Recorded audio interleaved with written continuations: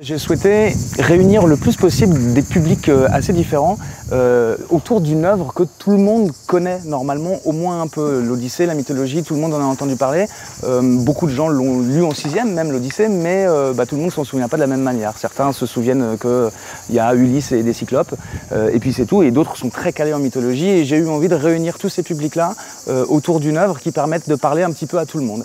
Voilà, ça a été pourquoi ce spectacle et pourquoi le Festival d'Avignon.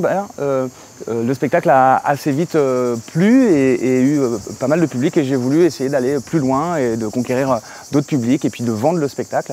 Et donc c'est la deuxième participation d'Odyssée au Festival d'Avignon. J'ai eu la chance de pouvoir jouer Odyssée dans le Théâtre Antique d'Arles, dans le cadre d'un festival de péplum.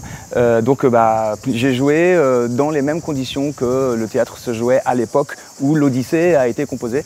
Et ça a été un souvenir très très fort de pouvoir fouler ces pierres-là, d'avoir tout un amphithéâtre rempli de gens qui étaient venus pour voir dans un théâtre antique une histoire qui finalement a 2700 ans. Ça a été vraiment un très grand souvenir pour moi.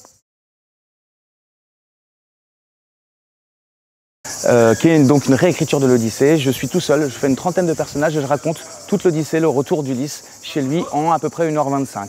Ça a été écrit pour les adultes, mais les enfants adorent aussi. À partir de 7-8 ans, généralement, ils se font bien accrocher.